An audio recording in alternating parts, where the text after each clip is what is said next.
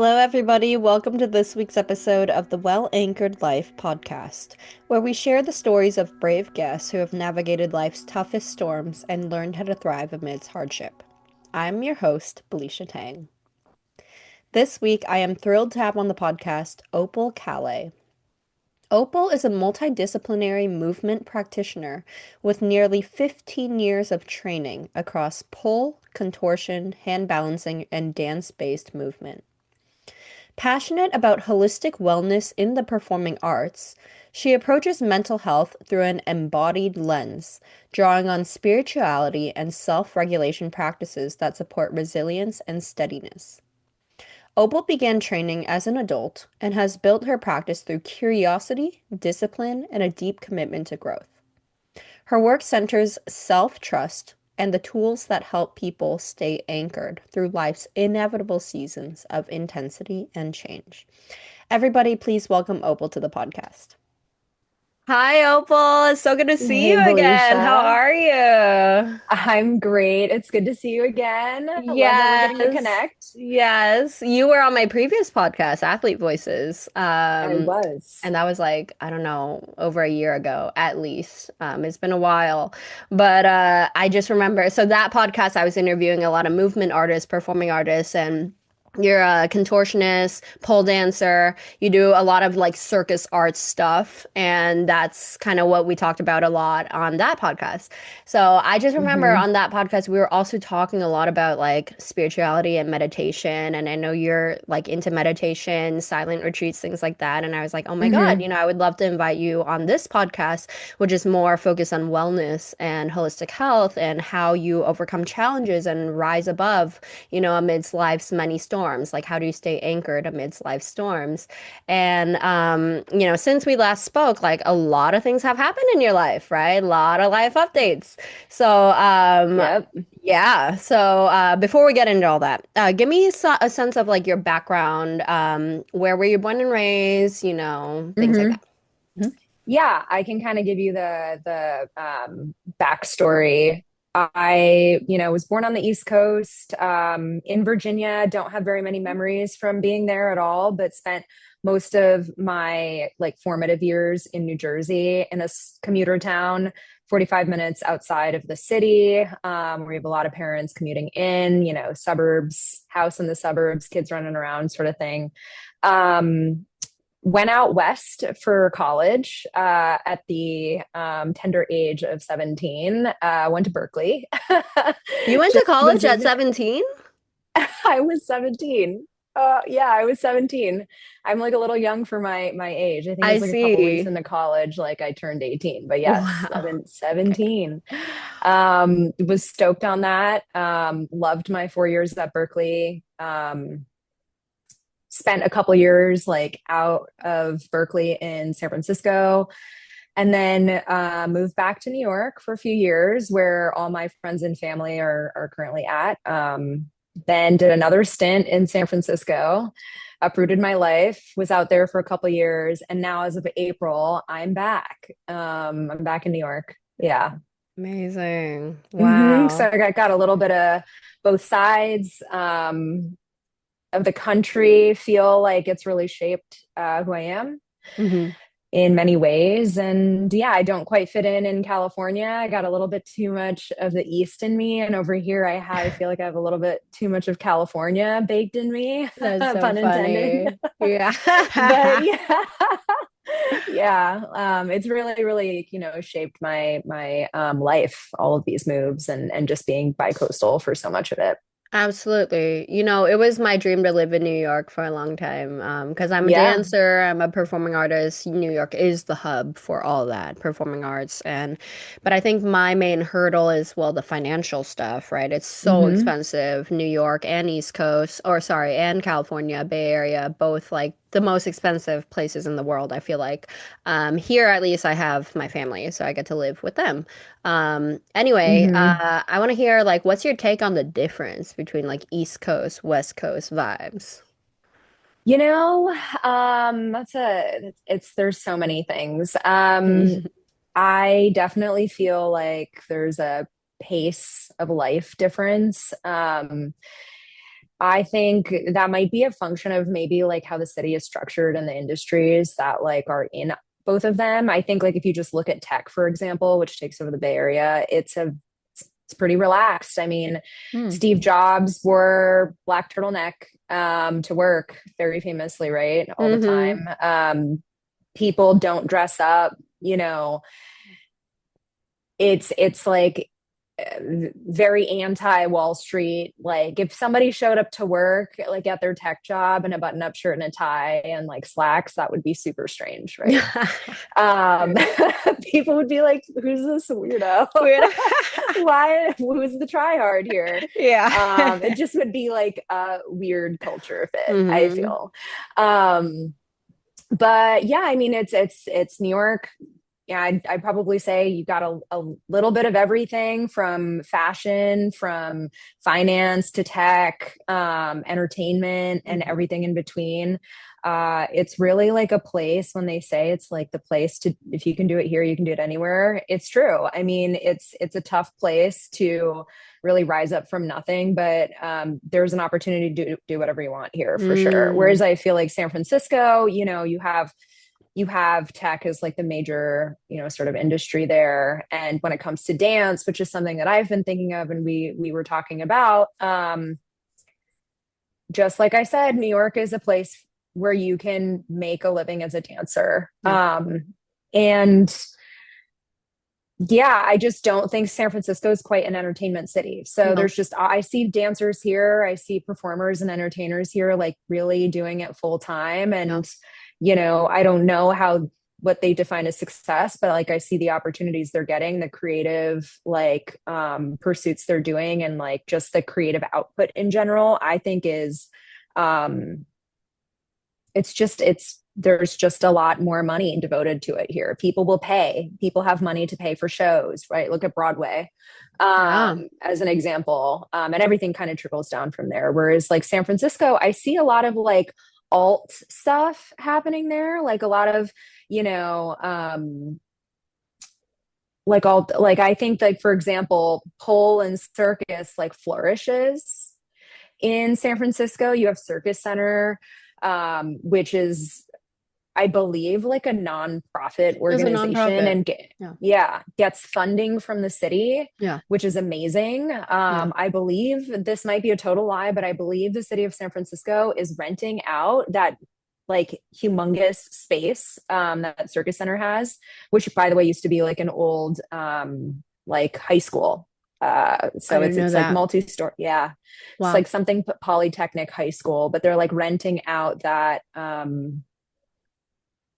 land and the Mm-hmm. building to Circus Center for like a menial amount of money, something like, I would want to say $1, but the internet might in Wow. fact check me on that. Yeah. But yeah, you know, you don't see those kind of things happen in New York as much.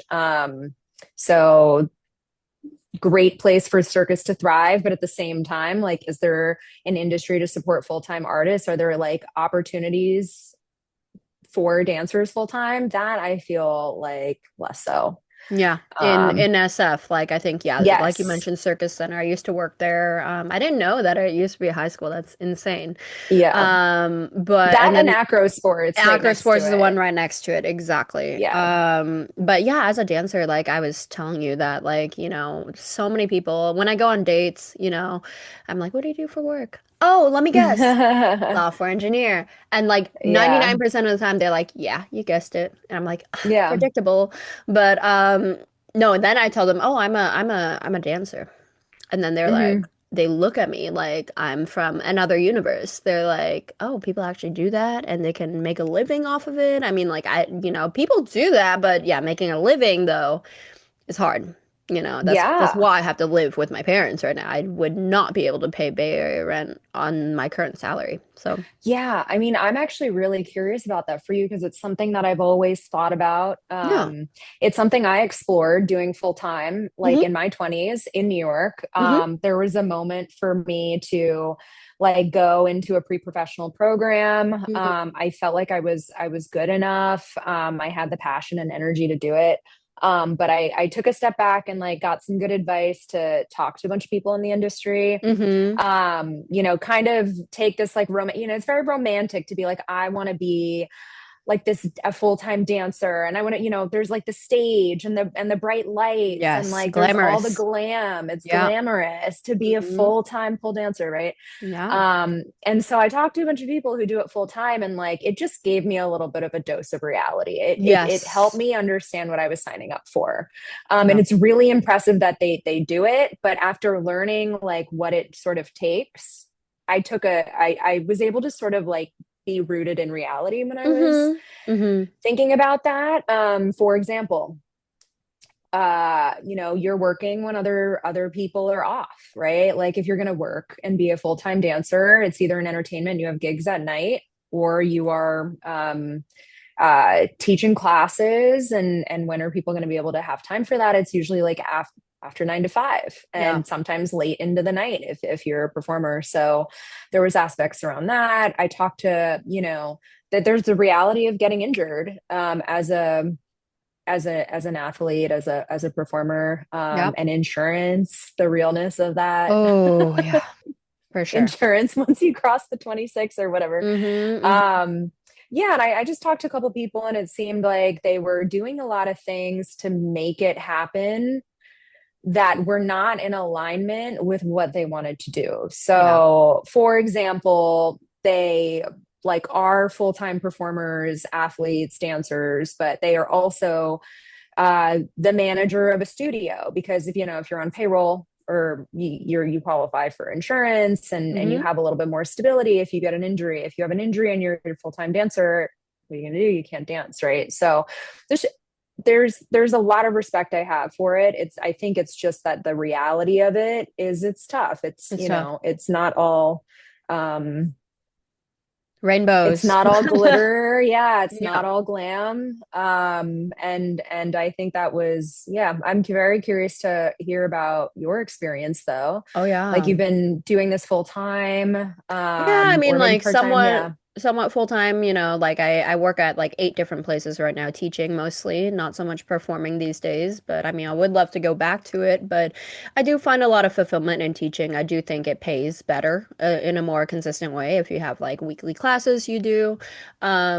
Yeah, the insurance thing is really hard because I was on my dad's insurance plan till 26, and he was a doctor at Kaiser, so I got like Hmm. premium insurance, like no Hmm. co-pays for anything. The good. Very good. And I didn't realize how privileged I was until I lost that. And then now I'm on Yeah. like shitty colored covered California, which is like, oh my God, I have a whole thing with that, navigating the red tape with that right now. And it's scary, when I've Hmm. never had to worry about money in my life until now. Hmm. Even though I am still living at home with my parents, so that's huge. But not having a consistent salary, gig work, I'm a contractor at these places I teach at. When I get injured, I can't work, and I Hmm. try to be careful with my body. I used Hmm. to be more of a daredevil. Like I would go skiing, I would like attempt all these jumps Mm. and stuff. I was a little bit of a daredevil, but now I can't do that. And because my body is my instrument, it is my source of money, so to speak, and it's like, and I spend so much energy on teaching and teaching dance and teaching fitness, like I have to save my energy for that, my work, but Hmm. then it takes away from my own training because like how can I teaching after a long day? How can I go to the studio and train like 2 hours after like being fucking Right. physically exhausted? So there's a trade-off, and I more broadly I just want to say like the creative path is a very romanticized, very like, oh, I would love to be an artist. If that really is your passion, I think the hallmark of a Hmm. true artist is like they cannot see themselves doing anything else whatsoever. Right. It's a hard path, and most people don't choose it. But if you really love it so much that it is you, it is your heart and soul, it is the only thing you can envision yourself doing, then absolutely go for it. But one thing a lot of people don't realize is that when you choose the creative path, you don't have the financial resources to be as creative as you want to be. Because Hmm. creativity takes unstructured time. It takes like just for writing, for instance, like I'm also a writer.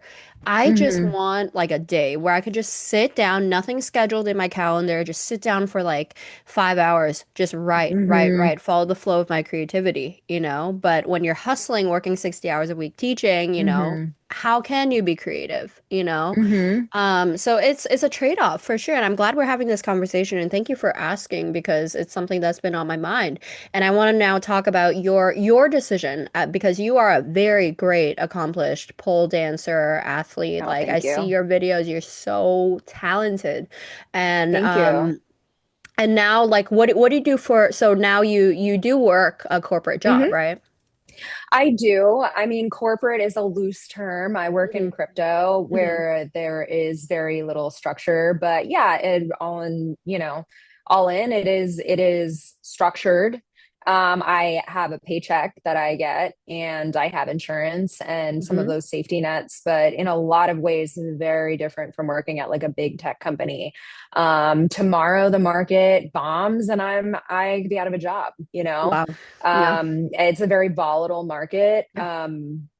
And there's definitely like ups and downs with working with that, sorry, within like an industry like that. But I think about it a lot. There's a little bit about what you were saying. I think, first of all, it's very cool that you're pursuing this like creative path. I mean, I think there's something though to be said about um picking and choosing parts of the path that work for you. Like, I think Hmm. for the longest time, I saw it as black and white. Like, you're Yeah. either a full time performer, you're either da da da, or you're a corporate like loser. Like, Yeah. there's nothing in between, you know? I Fair, know. fair. And I say that because that's truly how I felt like with pursuing something corporate that just felt so uncreative at various times to like what I really wanted to do, which was this like creative path. But I think it's like I've grown. I'm like, okay, there's bits and pieces that we can choose. We're not just all like black and white Yeah. humans.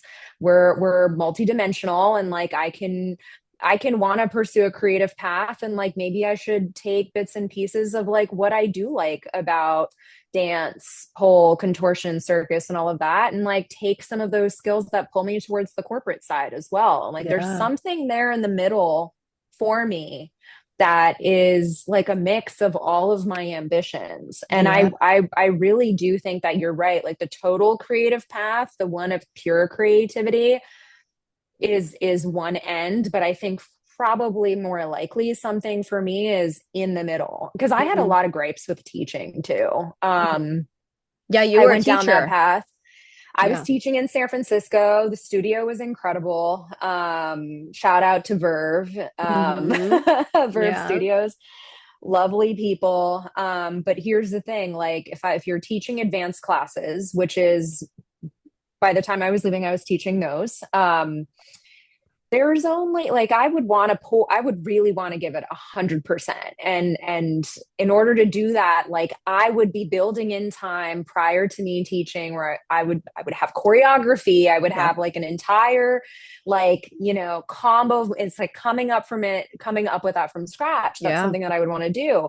I would probably spend an inordinate amount of time. I would talk to like other people at the studio. They'd be like, what are you doing? Like, why are you Yeah. spending like 3 hours like perfecting it? There'd be one time where I'm figuring out the combo, then I'm cleaning it up. Like I want to feel like I'm not gonna, choke in front of the class. It's Yeah. all smooth and nice. Yeah. They can actually like learn and it's like basically it's the training that I got. Like I Hmm. was exposed to so many incredible dancers in New York. And they were levels above me. But they came so polished to class. That's what I really wanted to bring to my students. But Yeah. the problem is just the economics of it. Like I'm spending how many hours a week prepping for a class like this, and Yeah. then again with just San Francisco not being quite an entertainment city, you have a lot of hobbyists. You don't really Hmm. have the people that are reaching the high level of like advanced classes that I would be teaching. So the attendance would be lower. Hmm. Hmm. And sometimes there would be under four people that would show up to class. And so I Yeah. And don't that's know if it like was really disheartening. It is. sometimes. And so like people would be like, you don't need to prepare like that much. But I wanted to. I have like this Yeah. energy where I like creative energy. I want to like have this like sick combo of like Yeah. exciting moves that all like, kind of flow in from something I'm proud of that I like really Yeah. want to teach. But when I Absolutely. would think about it, I'm like, okay, like I don't know if this is really like how I should be spending Mm. all Yeah. my time. And I think about it sometimes. I'm like, where do these people come up with these like amazing dance combos? I started taking classes at Broadway Dance Center here in New York. Hmm. And the level of choreography is just incredible, like the Yeah. level of talent. And I think it has something to do with just these instructors being at like next level, like performance, like, doing this full time, that it just trickles down. It's effortless for them, well, it looks effortless. Who knows how much time they actually put into it? But You yeah. know, yeah, I think it's a mixture of like experience and like vocabulary. How much vocab do you have to Mm-hmm. draw from, right? As a dancer, if you're trained in a lot of different styles, you can mix and match, you can merge styles together, create something really unique, and that's something I really try to Mm-hmm. do. I joke it's YouTube University. If someone comes Yeah. to me and they're like, I want to dance a Lindy Hop or something. And I'm like, I'm not really trained in that, but I could learn the Right. basics from YouTube and teach it to you. Right. So Right. that's like Right. another Right. thing. But That's funny. yeah, no, it's like, and it's just a matter of like, yeah, once you, there's a learning curve, right? Mm-hmm. Talking about the choreographic process, right? When you first start, like you're coming up with something from nothing. It's very hard. That's like what art is. You have something in your Mm-hmm. head, something amorphous, something you're feeling, something you're hearing in the music, but then it all happens from scratch, right? And then it takes a lot of like repetition, listening to the song multiple times and taking it to the studio, playing around, this kind of Mm-hmm. playtime. And that Right. playtime is Exactly. beautiful. It's this Mm-hmm. flow, you're following the flow. But what I was saying earlier is like you need time to do that. You need like unstructured time. Yes. I cannot be like half in, half out. I have to be like zoned in my creative flow. I cannot be thinking about what I have to do after or like the meeting I have to go to, after this session or like Mm-hmm. all this stuff. Or So, life events that are or happening that life are just going to events. take you out of being present, right? Exactly, Yeah. exactly. So, yeah, so are you still doing pole now and dancing and all that stuff? Yeah, I am. Mhm. I like, recently moved to New York. So I've been in a process of settling in, which has taken a lot longer than I thought it would. But Hmm. I moved here in technically in July, but I first got here in April, was subletting, left for a month, went to Europe, and then came back. But yeah, just, I left all my stuff in California, like Hmm. all of it. I sold all my stuff there. So I only came with 4 boxes, and it's been this like process of acquiring stuff, and it takes a toll moving in New York. I thought it would be much easier since I didn't have a truck, Hmm. but yeah, it's taken some time. I'm finally like at a good place. And then there's just all this self-talk, right? Like finally, I think I had, purchased all the things that I needed to, bed basics, like got the couch sorted. Um, and by September, I was ready to emotionally start dipping back in to dance. Yeah. But I mean, I had actually left. I had been out of dance for a year. I had left in November. Long story short, I had been out of dance for a year. For some reason, I like it was very hard for me to step back into it in a new city. There were all of these like logistical things that I needed to figure out. I am struggling with teachers. Like I am a little bit more of the type of person who likes a structured class setting.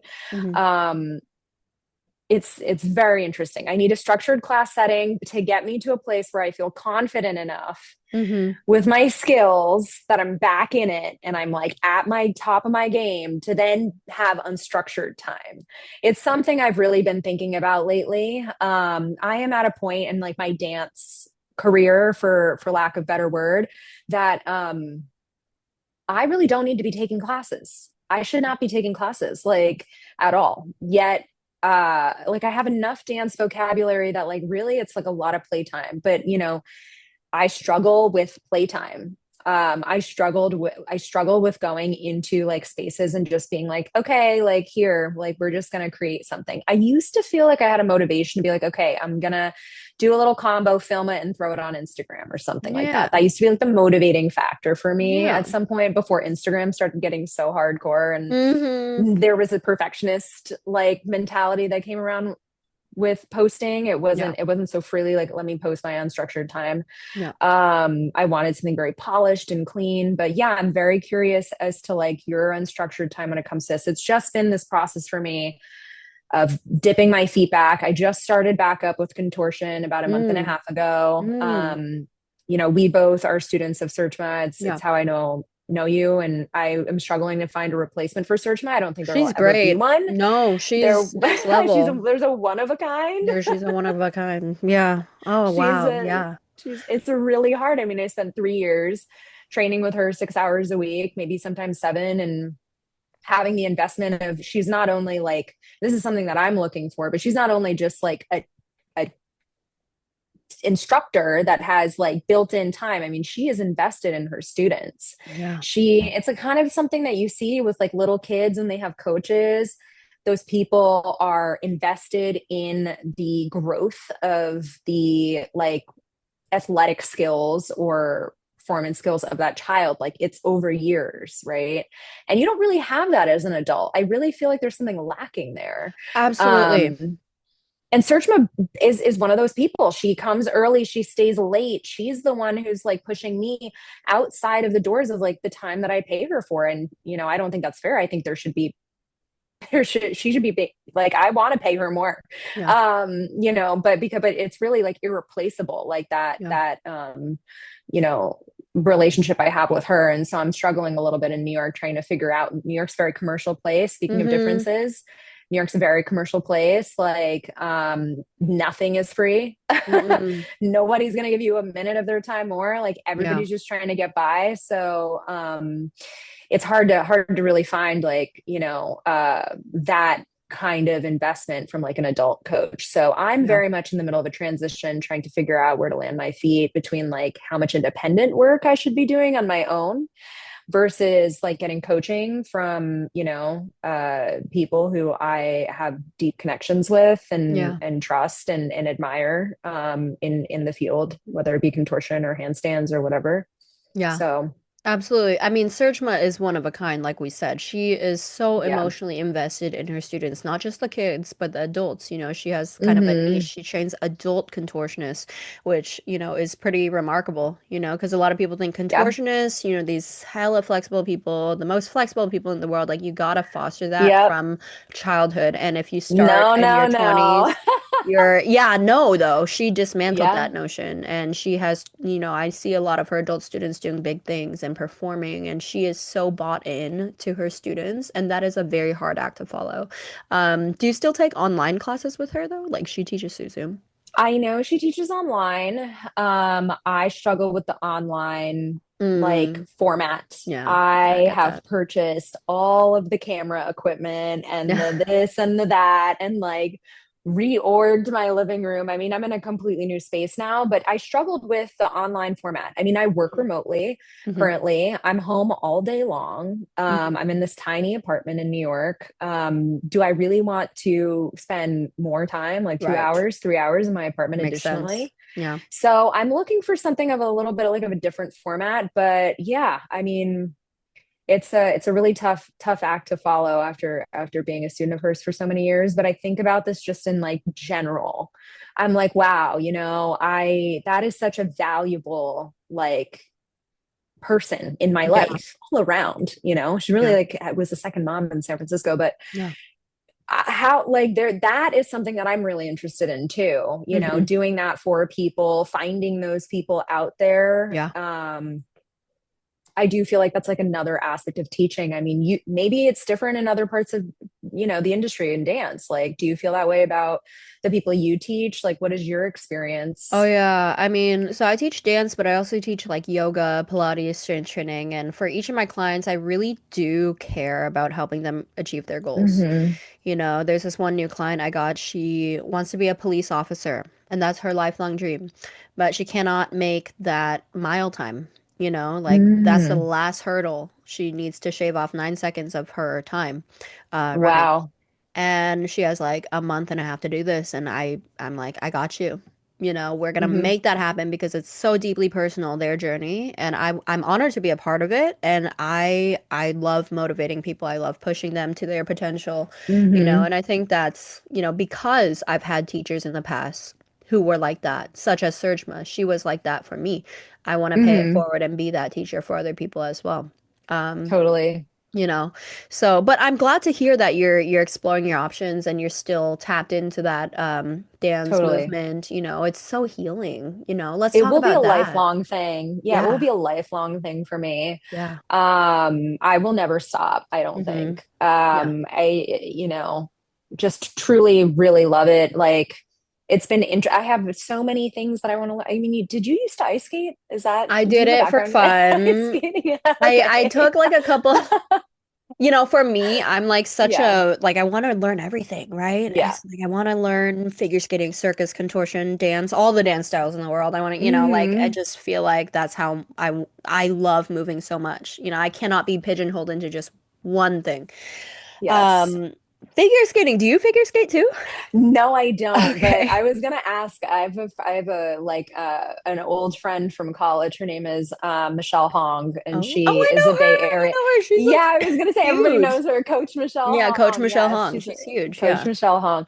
But I keep getting like I feel like I keep getting people confused. And then I remember you used to do rhythmic. Did you do Rhythmic rhythmic? gymnastics. That was That's my what you did. first love. That was my first sport. Damn, I'm like, Yeah. why the fuck did my parents not put me in that? Oh my I was God. little. They put me in I every sport, but the thing, like, but rhythmic. They just put me in rhythmic. Oh my Rhythmic is the God. sport that lays the foundation for all other aesthetic sports. You got the crazy Yeah. flexibility, you got the superhuman coordination, hand-eye coordination, you got Uh-huh. the strength and the dexterity and the ballet training, the technique training. But Mm-hmm. what I will say, remember I was teaching at Circus Center. I taught an adult Mm-hmm. rhythmic gymnastics class. Yes.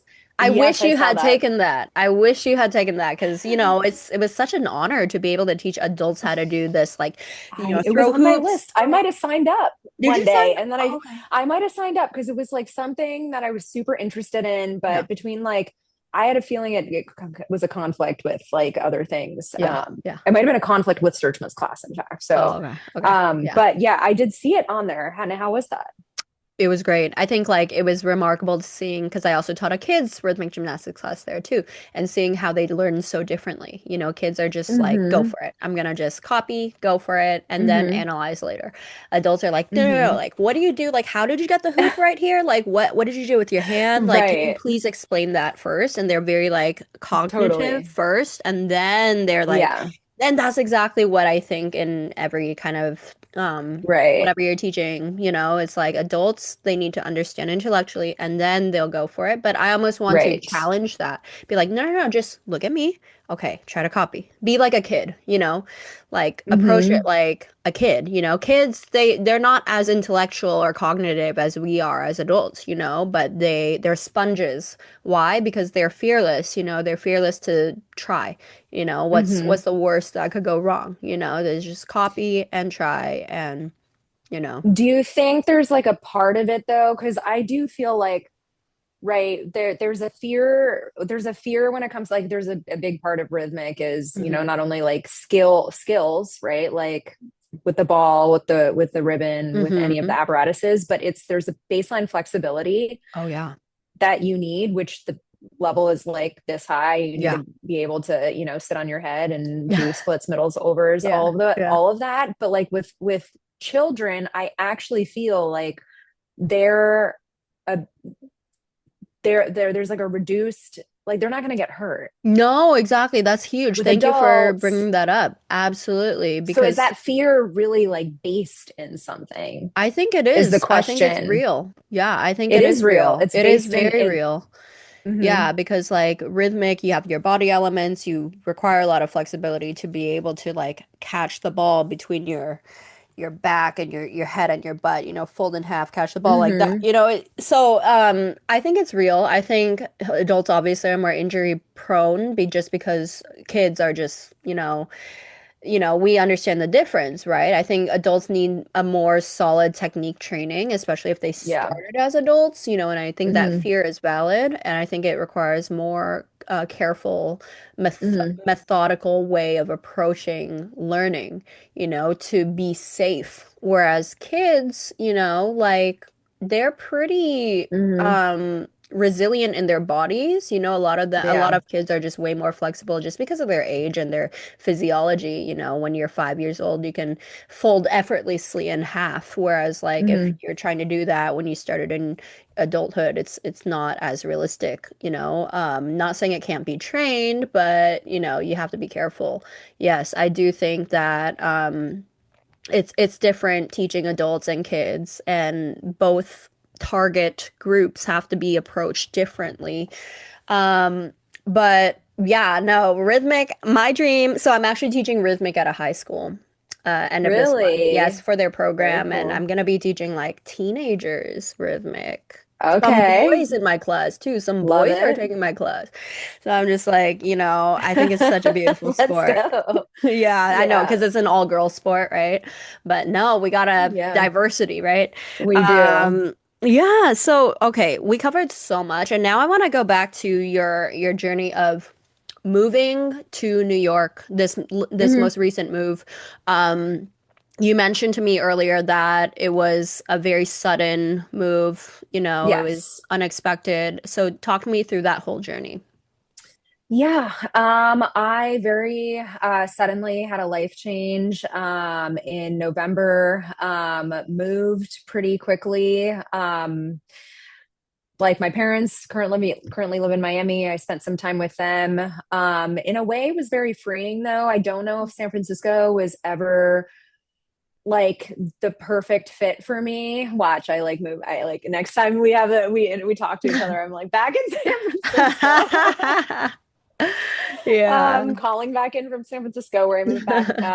No, I definitely struggled a little bit in San Francisco the second time around. And I don't know that I ever really settled in hmm to that city. It was very different when I moved there when I was like 27, 28, I would say, um, versus when I was there in college. hmm So I, gave myself 3 years in San Francisco. Probably need more time than 3 years to like really settle into a new place. hmm But yeah, moved to Miami with my parents for a little bit. During the winter, I wasn't quite ready to commit to New York. hmm Traveled around, but ultimately, like all of my friends and family are here. And yeah, it was the right move for me to be like around everyone. My brother lives here in New York City too. My parents are moving back up. mm But yeah, very difficult move. I will say that like it's not easy moving and actually, I thought I would move back to New York and sort of fall into the arms of all of my friends and family, but there's still a lot of work that you have to do when you move somewhere new. hmm Even if you have people in your life there, like long-standing, long-term people, there to catch you. But yeah, it's been a lot of change in the last year, feeling committed to New York. But again, I'm like somewhere in between. I spent Yeah. a lot of time in New York, I spent a lot of time in California. each place has things to offer. I miss the nature. I love driving. I just really Yeah. want a You car. love driving. I Wow. love driving. I want to be in a car. I like Yeah. kind of think I'm like a suburbs gal, Mm-hmm. which a lot of people laugh at. They're like, "Oh, well, you've lived in cities your whole life. Like you don't know what you're saying. You can't get DoorDash in the suburbs in like, Yeah, course of yeah, like 10 minutes to your door." yeah, So maybe it's all idealistic, but there's definitely parts of San Francisco that I miss. But yeah, it's been very, very difficult, for sure, to start up new. But there's part of me that's like, I want to believe that I can move somewhere and start up and like create a thriving life for myself. yeah. Miami has always been on the list. I have a lot of ties to Mm. Miami. It's a very interesting city. Mm-hmm. Tell me about Both, that. I've never lived in Miami. yeah. So Miami's a little bit. Have you spent any time in Vegas? Oh, yes. Oh, Yes. have you? Okay. More than me. I've really barely spent time in Vegas. I'm due. I'm due overdue. Mm. But Miami's an entertainment city. And so for the things that I care about, which, really for the longest time it's just been dance. Like if I move somewhere, I want like top quality instruction. I want a community. And Miami has all of that. And it's Yeah. all really affordable. I actually look at Miami and I have a feeling that people in Miami, full-time performers, do really well. Like Hmm. same thing with Vegas. But you can like make a living and afford to live there, and have enough like paid gig work. Hmm. Maybe you're a regular like at for a show there, and there's 10 million shows in Vegas. Similarly in Miami, right? There's Mm. just like a lot of opportunity to work there. But yeah, I mean, it's a small city. There's a lot of really, really talented dancers, more so than San Francisco and New York by far. Mm. Wow. Very talented, yeah, and Wow. they get paid well. Like entertainment's a big, big part, of nightlife there, and Yeah. almost anywhere you go, like dinner shows. There's the Sataya Hotel in Miami. It's in South Beach. They have a restaurant called Jaya, which is this Indian fusion restaurant, but it's in this like fancy hotel, right? And they always have contortionists perform every single night. Fire, but it's Amazing. like contortion, fire, and the like venue's beautiful, and it's like everybody's having this nice dinner, but there's crazy like amount of talent in the background, just like, Yeah. doing a mouthpiece, like sitting on their head on Wow. canes, one arm handstands, like, Yeah. and I feel like, yeah, Miami definitely has a draw to it for dance for me. And as Yeah. far as like the people there, they're fine. They're It's fun. I could no, imagine. I think they're fine. Like they're not really my kind of people. Mm. There seems to be like just only before COVID, there's only entertainment in Miami, as Mm. far as I knew. And now that a lot of people work remote, like they've seen a lot of people from New York and San Francisco and like these tier two like cities that are have other industries moving down there. Mm-hmm. So I think you Hmm. get a little bit of more of a mix than just like your bachelorette crowd that comes on the weekend. And, you Yeah. know, there was like a group of crypto people that were down there for a while. And so like they had crypto money. One of Wow. their like strip clubs, 11 nightclub, which is like it's a strip club, but it's also like a performance venue, and like super high quality like performance entertainment in general. Yeah. um like started taking Bitcoin. And so it's the kind of thing that just like it's really like a cool fusion between like art and like whatever else is changing. I mean, there's a Yeah. huge history of art down in Miami. Wow.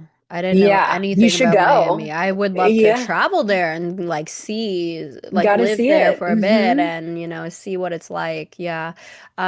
Talking more broadly about the experience of moving and uprooting and, Hmm. I know like one thing that matters to you and for me too is like what's the caliber of the passion, my passion in the city I want to move to, like, can I Hmm. continue this at a high level?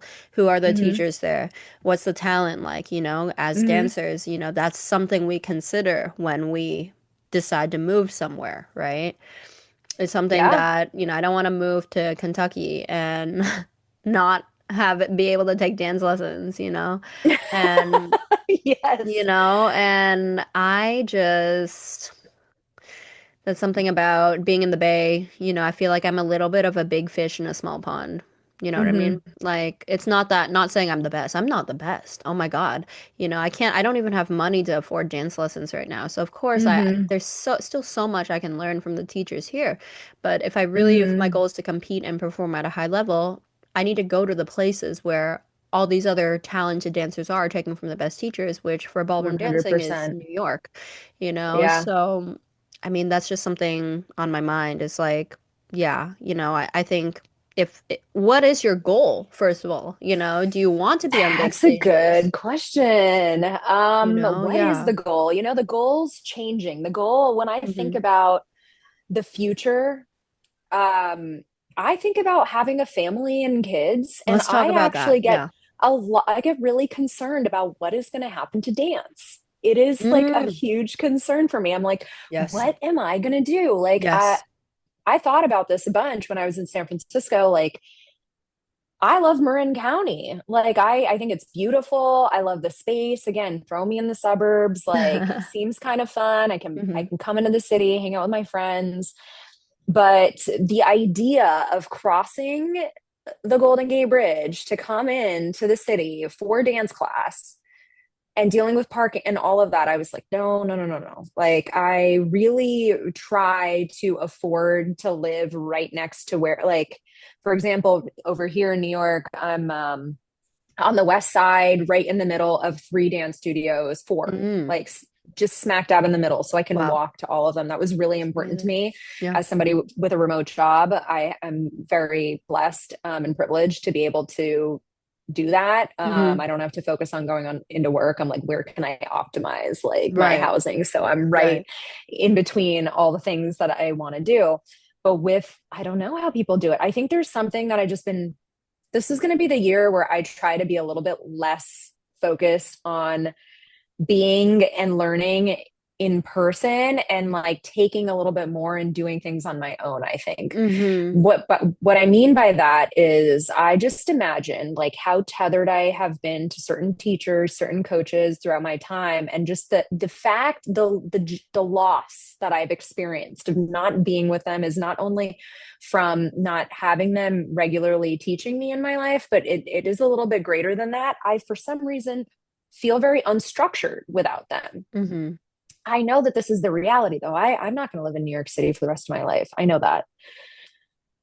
I imagine that I would being having these like suburban pulls, like I might end up somewhere a little bit further from than a 5 to 10 minute walk from dance. Hmm. So I really do. It concerns me. Yeah. I'm like, I got to get a home thing going. I have to start training on my own, and like that enables me to find the teachers that are the best at what they do, and like I need to be flexible, and that gives me life flexibility Yeah. so Oh, that I I love can I that. can Yeah. move out of the city. I can go wherever I want. I could live in Hawaii if I want. Yeah. Yeah. And still learn and still feel like I'm growing in that Yeah. way. Yeah.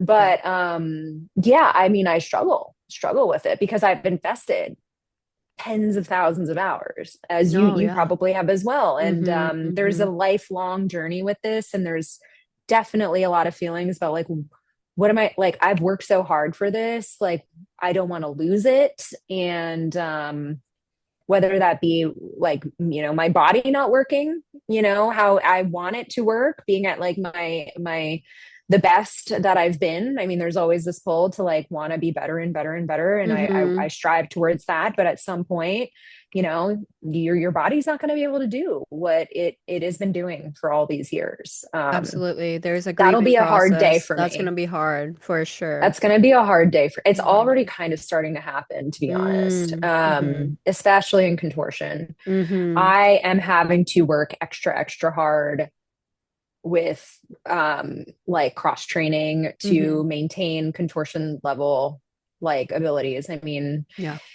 I'm really having to pay attention to my body. Like there Yeah. is no free lunch when it comes to that. And I'm having to work so many more hours than I have when I was much younger. Yeah. in order to just maintain and to push the boundaries on that. Now it's like, now I don't have any time for jazz class. I don't have any time for, anything, pole, whatever. It Yeah. has to be full-time contortion, to Mm-hmm. really make significant progress. So yeah, I have a lot of fear around losing that. I feel like maybe with rhythmic, has it happened to you at all? Well, I got injured when I was 15, so I was forced to quit. And that felt very unfair. That was very devastating to me. But no, for sure, it's like just the other day I got a knee injury. I was teaching a wedding couple, and they wanted like Mm-hmm. this showstopper dance filled with lifts and tricks and dips. And I think I Love was that. demonstrating one of them, and my knee Yeah. just kind of like buckled. And this Yeah. was a move that I performed myself, and I was teaching it to them. My knee gave out, and I was like, what the heck? This is a really sad day because like I Mm-hmm. could not walk. I could not put weight on it. Thankfully, my body recovered really fast, but like that night I was just like, "Oh my God. I am not as resilient. My body is not as resilient as it was 10 years ago." Or even Yeah. 3 years ago. I'm 27, and it's like this diminishing, I don't know what the term is, but it's just like, yeah, like you said, as you get older, you're gonna have to work harder to not just improve, but to maintain what you already have, and it's Right. it's sad, and then now you and I were both in the age, you're 32, I'm 27, we're thinking about marriage and kids and family and quality of life and what that looks like moving forward because we're Mm-hmm. not only just normal people. We're like athletes, we're artists, Mm-hmm. and that really matters to us, So Yeah.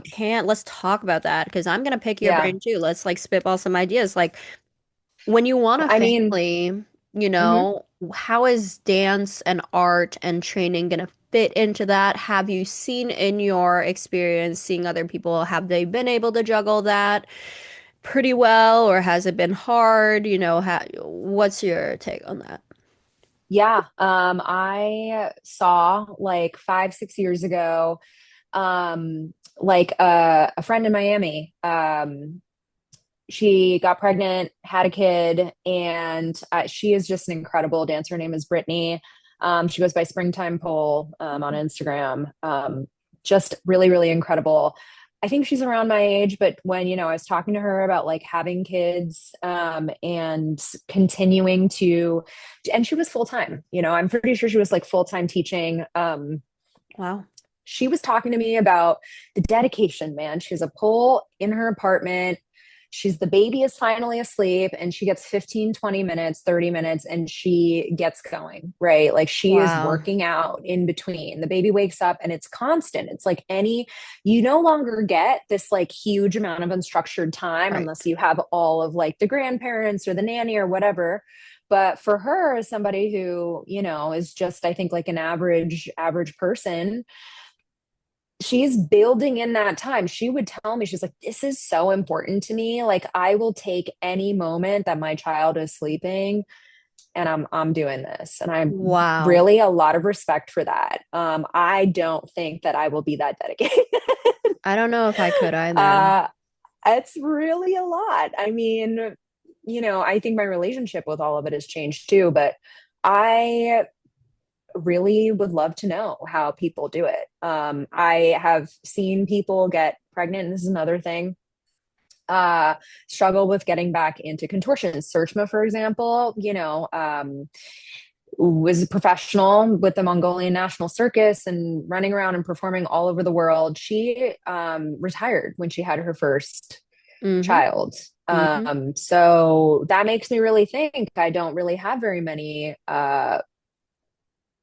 people to look up to that continue at this level post Post family family. It's a that I sacrifice. could, It's yeah. it's, and I interviewed Surjma for Athlete Voices, and she said she doesn't have any regret for her decision of retiring early to focus on family because that's what she wanted. She did. I Mm-hmm. think she was ready to turn her attention to family and balance, but at this point, like for me personally, like I'm 27, I feel like I haven't even like scratched the surface of my potential, And Mm-hmm. I think that's one of the driving forces as an artist is like what motivates you to keep training and putting in the hours. It's like I want Hmm. to achieve my potential as an artist. I want to Hmm. see how far I can take this.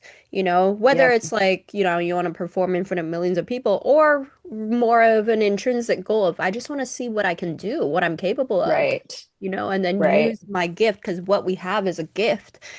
Use it to create beauty and joy in the world, whether Hmm. that's through teaching other people how to do it, whether it's performing and, wowing people and making them feel amazed and inspired, and I don't know. That's why like now it's like very hard for me to envision family and kids, like even though it is something I think I want one day, with the right partner, of course. But just navigating romantic relationships with individuals who are not artists themselves, right? People Hmm. from, I call them from the outside, they may be, they're not dancers. They don't know the kind of dedication it takes, Hmm. like how do you filter out people like who can really understand that this is, Yeah, they might not understand. They will probably get to understand after a while, yeah, yeah, probably. if they're Yeah. the right person. But yeah, I mean, I really do think it's about the journey more than anything. So I have some faith in myself the interest will never like lessen. I think for me, it will just always be steady. It's been this way since I was a kid. So I imagine it, maybe I'm not going to be sitting on my head anymore.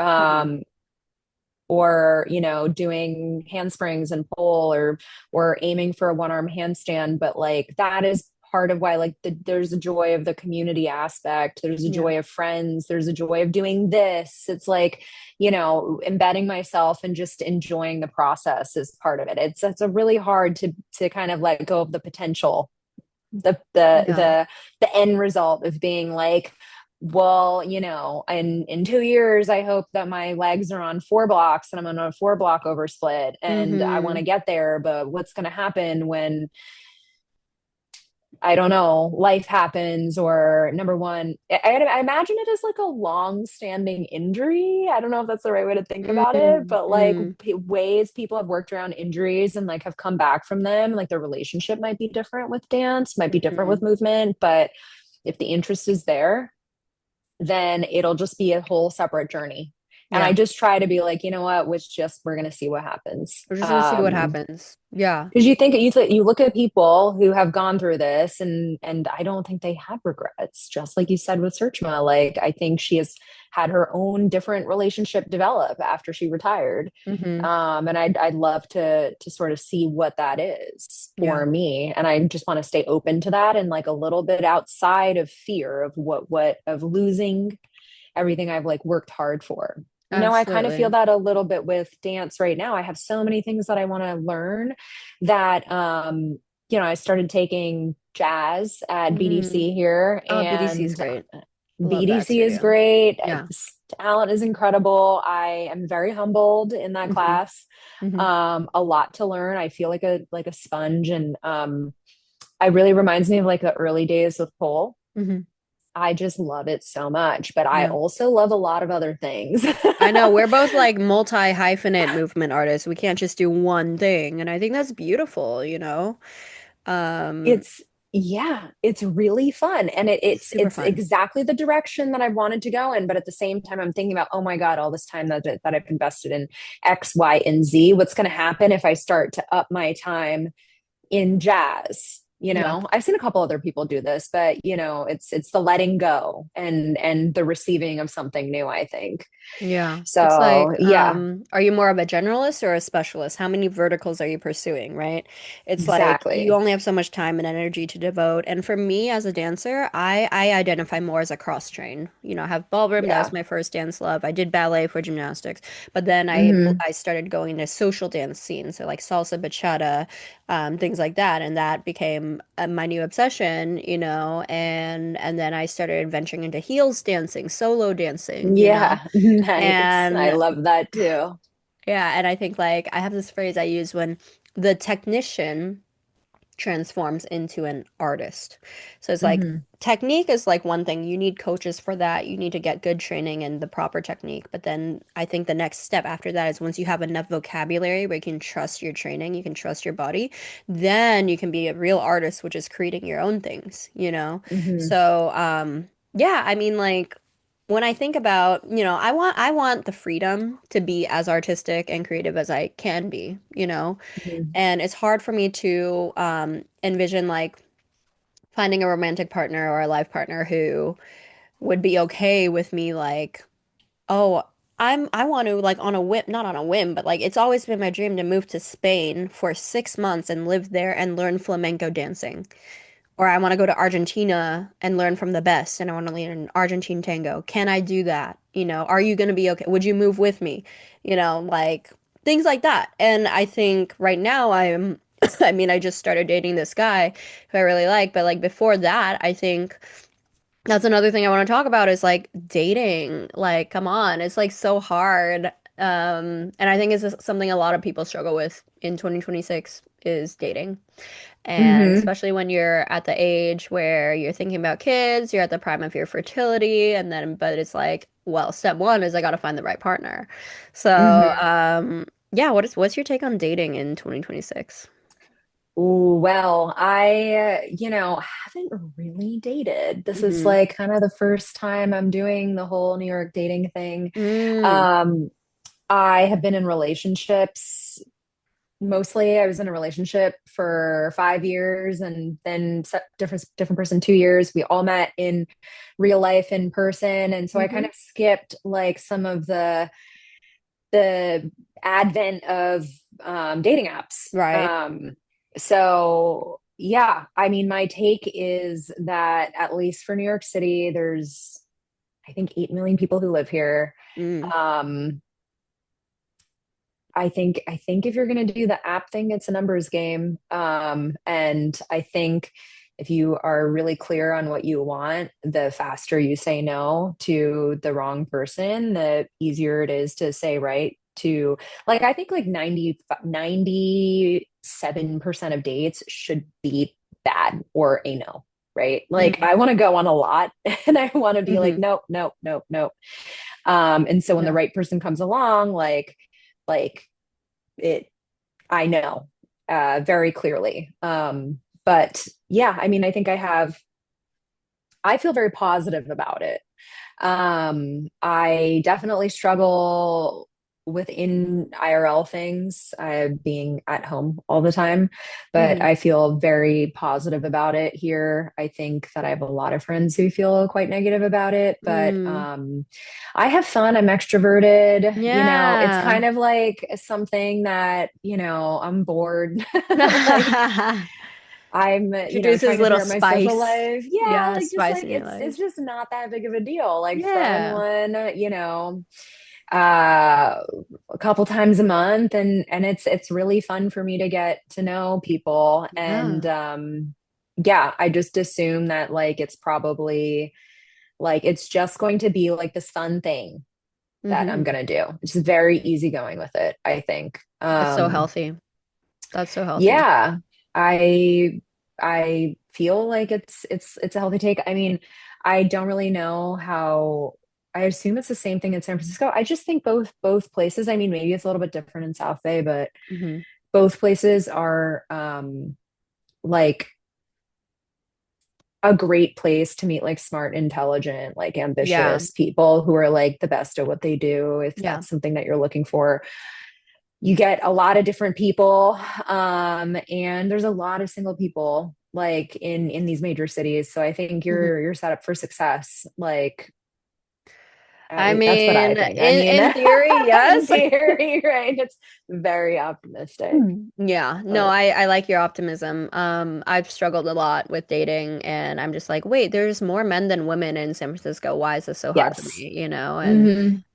but I agree, like you have Come to to New date. York. I know, and I wanted to ask you that. It's like, what's the difference between dating in SF and New York? Because I heard like my brother just moved to New York, and one of his Oh reasons wow. was because he Yep. wanted to find someone, whereas Yep. SF was just hopeless for him. And I guess there's more people, right, in New York City. It's just more Yeah, I populated. mean, I think it's more populated. I think this is also structurally, New York enables people from the outer boroughs to get into a central place a lot Mm-hmm. easier than the Bay Area does. Bay Mm-hmm. Area transportation is incredibly limited. And Yeah. so you really have like BART that runs through the city. But if you live in like South South Bay. Bay, Yeah. you're fucked. I know I have to Like, drive what are you everywhere. gonna go into the marina like once a week to like have a date with somebody? So it becomes like really Yeah. tough. It's Yeah. far, and then you're driving, and you maybe you want to have a drink or two, or maybe you don't, whatever it is, but like it just Yeah. becomes this big thing to do. Yeah.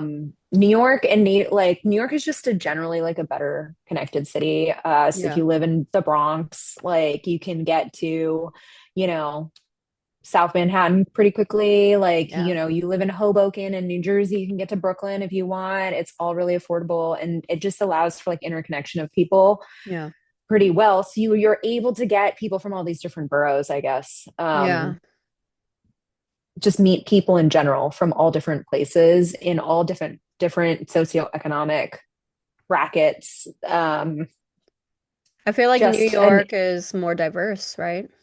Than SF. oh, I would say so for sure. Yeah. Diverse in industries, and that brings diversity of people, right? Mm-hmm. I think that because the city is so connected, you can live like in like bumfuck, like fucking out there in Brooklyn, like east, like far east. You can get into the city and probably have Yeah. really, really affordable housing out there. But you can Yeah. get in like relatively easier, like way easier than you would Yeah. be able to in San Francisco. I had a friend who lived out in East Oakland, and was working like she was working at a restaurant like in the city in the Mm. Mission. And for her to get from East Oakland to the Mission, it was over an hour and a half. You gotta It's like cross it's that completely crazy. bridge, pay that Oh, she toll. was taking BART. Oh, she was No, no Barding. car. Yeah, Oh, she was wow. BARTing and Oh my God. walking.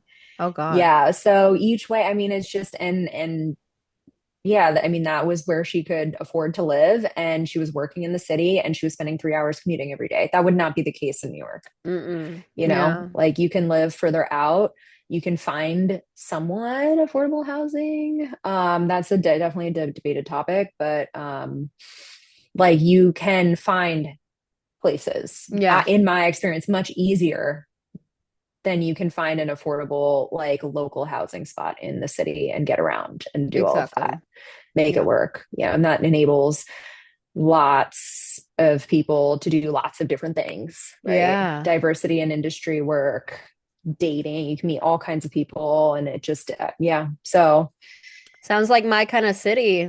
Maybe I'll follow sounds like you should you. come out. I know. You should Or come I'll out and follow my visit. brother. He just moved there, so I have like more of a reason to go, you know. You But totally do. You should visit and see how you like it. yeah. Well, this was an amazing interview, Opal. Like we covered so much ground and it was so great to catch up with you and hear like how you're doing, you know, big moves and transitions is really challenging and it was enlightening to hear like I always thought moving would be because I've never had to move in my life, really. Hmm. Like I was born in the Bay, went to school in LA, which was like a little bit of a move.